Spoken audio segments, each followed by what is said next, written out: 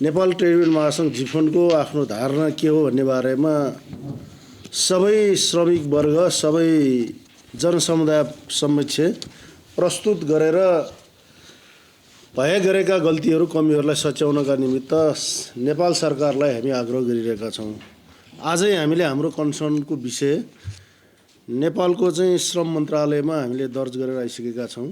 अब श्रम मन्त्रीलाई नै भेटेर हामीले छलफल गर्ने हाम्रो योजना। आज श्रम मन्त्री नेपालमा नहुनु भएको हुनाले हामीले श्रम मन्त्रालयका श्रीमान श्रम सचिवज्यूको कार्यकक्षमा उहाँकै हातमा हामीले बुझाएका छौँ। तसर्थ अब त्यो के हाम्रो धारणा रहेको छ भन्ने बारेमा म यहाँहरू समक्ष जानकारीका लागि म अनुरोध गर्दछु। नेपाली युवा स्वदेशमा रोजगारी नपाएर मात्र होइन, स्वदेशको रोजगारीबाट प्राप्त हुने पारिश्रमिकले जीवन निर्वाह नहुँदा पनि विदेशिन बाध्य भएका छन्। यसरी बाध्यतावश वैदेशिक रोजगारमा जान चक्रवर्ती ब्याजमा ऋण लिने भएको घर घडेरी धितो राख्ने कुरा नयाँ हुँदै होइन। असल जीवन जिउने सपना बोकेर विदेशी भूमिमा अनेक प्रकारका समस्याको सामना गर्दै कमाएर पठाउने श्रमिकका लागि वर्तमान सरकारले केही गरेको छैन। सरकार फगत औषधि बेच्ने औषधि पसले जस्तै बनेको छ, जहाँ कुनै सौदा हुँदैन, सेवाग्राहीले चुपचाप मूल्य तिर्नुको विकल्प रहँदैन। कामका लागि विदेशी नागरिकका लागि यस्तै बनेको छ सरकार। सरकारले मूल्य तोक्ने बाहेक कुनै जिम्मेवारी पुरा गर्नै पर्दैन। अहिले विप्रेषण देशको अर्थतन्त्रको मुख्य आधार बनेको छ। सन् 2021मा नेपालले 10 खर्ब 86 अरब रुपियाँ विप्रेषण भित्र्याएको थियो। यस अवधिमा कामका लागि विदेश गएका श्रमिकको सङ्ख्याको आधारमा विप्रेषणको ठुलो हिस्सा सरकारले ल्याउन सकेन। तैपनि अहिले नेपाल सरकार आफैले गर्वका साथ भनिरहेको छ, यो आर्थिक वर्षको पहिलो महिना साउनमा 1 खरब 16 अरब रुपियाँ रिमिटेन्स भित्रिएको छ। यो अहिलेसम्मकै कीर्तिमान हो। तर दुःखको कुरा, वैदेशिक रोजगारमा जाने श्रमिकहरूको कमाइमा गर्व गरेर सरकारले श्रमिकलाई आर्थिक भार थप्ने बाहेक केही गरेको छैन। विदेशमा नेपाली श्रमिक बिरामी पर्दा होस् या दुर्घटनाको कारण अङ्गभङ्ग वा मृत्यु भएको अवस्था होस् अथवा कुनै कारणवश अल्पत्र परेको अवस्थामा श्रमिकको उद्धार गर्न समेत सरकारले लगानी गरेको छैन। यसको लागि श्रमिक आफैले रकम तिर्नु परिरहेको छ।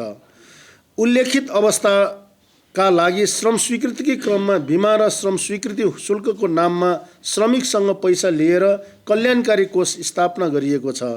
अझ सरकारले श्रमिककै हितमा काम गर्ने भन्दै विदेश स्थित कूटनीतिक नियोगहरूलाई साधन सम्पन्न बनाउन कोषको रकममा गिद्धे दृष्टि लगाउन थालेको छ। जिफोनलाई यो कदापि स्वीकार्य छैन।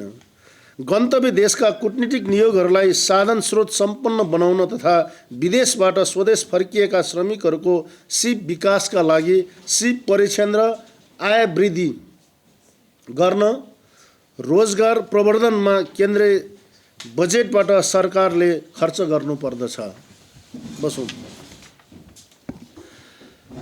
स्वदेशमा रोजगार प्रवर्धनका लागि 753 वटै पालिकाहरूसँग अन्तरपालिका समन्वय संरचना निर्माण गर्न सकिन्छ।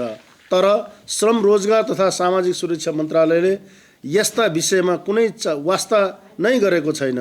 वैदेशिक रोजगार बोर्ड कल्याणकारी कोषको पैसाबाट विदेश यात्रा गर्ने ध्यानमा रहेको देखिन्छ।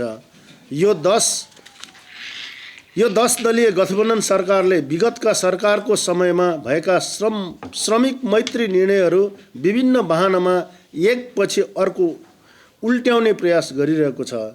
श्रम रोजगार तथा सामाजिक सुरक्षा मन्त्रालय र वैदेशिक रोजगार बोर्डले आफ्नो अख्तियारी विपरीत काम गर्न लाज मान्न छाडेका छन्। यसको उदाहरणको रूपमा निम्न घटनाहरूलाई लिन सकिन्छ। वैदेशिक रोजगार बोर्डले श्रम सम्झौता विपरीत मलेसियामा रहेका नेपाली कामदारको हित र सुरक्षासँग सम्बन्धित काम हेर्न दिने भन्दै हरेक नेपाली श्रमिकबाट 45 अमेरिकी डलर उठाउने गरी मलेसियाको एक निजी व्यावसायिक company foreign workers welfare management सेन्टरसँग जनवरी 1, 2024 देखि लागू हुने गरी सम्झौता गरेको छ, जुन काम बोर्डको अख्तियारभन्दा बाहिर तथा गैर कानुनी समेत छ। यद्यपि हाम्रो सचेत भूमिका र श्रमिक मैत्री भावना भएका सञ्चारकर्मीहरूले गर्नुभएको व्यापक भण्डाफोरपछि प्रधानमन्त्रीले यो सम्झौता कार्यान्वयन नगर्नु भनेर निर्देशन दिन बाध्य भएका छन्, तर पनि अहिलेसम्म यो खारेज भएको छैन। मध्यपूर्व लगायतका केही देशमा जाने श्रमिकहरूले अङ्ग्रेजी भाषा परीक्षा पास गरेको प्रमाणपत्र पेश गर्नुपर्ने मापदण्ड थपिएको र त्यस मार्फत नक्कली प्रमाणपत्र बिक्रीको धन्दा सुरु गर्न लागिएको समाचार राष्ट्रिय अखबारहरूले प्रकाशित गरिसकेकै छन्। अवस्था यस्तो भयानक छ, सरकारी संयन्त्रमा रहेकाहरूबाट श्रमिक ठग्ने सञ्जालको वातावरण सुदृढ बनाउने काम खुल्लमखुल्ला गरिँदैछ। बाध्यतावश वैदेशिक रोजगारमा जाने नेपाली युवा जनशक्तिलाई राहत प्रदान गर्न अन्तर्राष्ट्रिय श्रम सङ्गठनको वेलफेयर रिक्रुटमेन्ट गाइडलाइन्सको मान्यता अनुसार 2072 साल असार 21 गते तत्कालीन सरकारले निशुल्क टिकट र भिसामा श्रमिक पठाउने व्यवस्था गर्ने निर्णय गरेको थियो। तर अहिले यो सरकार उक्त निर्णयको विपरीत काम गर्न थालेको छ। 2075 साल पुस 18 गते सर्वोच्च अदालतको संयुक्त इजलासले सरकारको नाममा निशुल्क भिसा र टिकटको निर्णय प्रभावकारी ढङ्गले लागू गर्न आवश्यक कानुन तथा संयन्त्रको व्यवस्था गराउनु भनेर निर्देशनात्मक आदेश जारी गरेको थियो।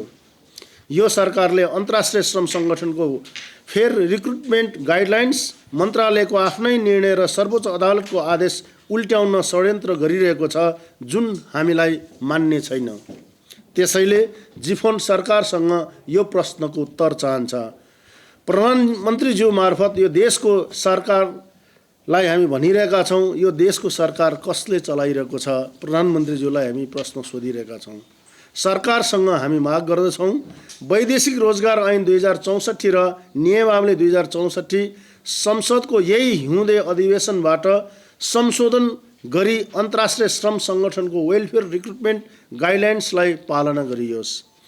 ऐन नियम कार्यान्वयन नियमन गर्ने निकाय श्रम रोजगार तथा सामाजिक सुरक्षा मन्त्रालयले सरोकारवालाहरूसँग छलफल समेत नगरी श्रमिकबाट रकम असुल्न संशोधन गरिएको अभिमुखीकरण तालिम कार्यविधि खारेज गरियोस्।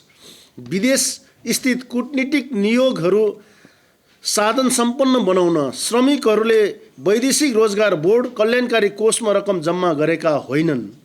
त्यसैले कल्याणकारी कोषबाट नियोगहरूका लागि सवारी साधन खरिद गर्ने, विदेशमा रोजगार मेला आयोजना गर्ने निर्णय तत्काल खारेज गरियोस्।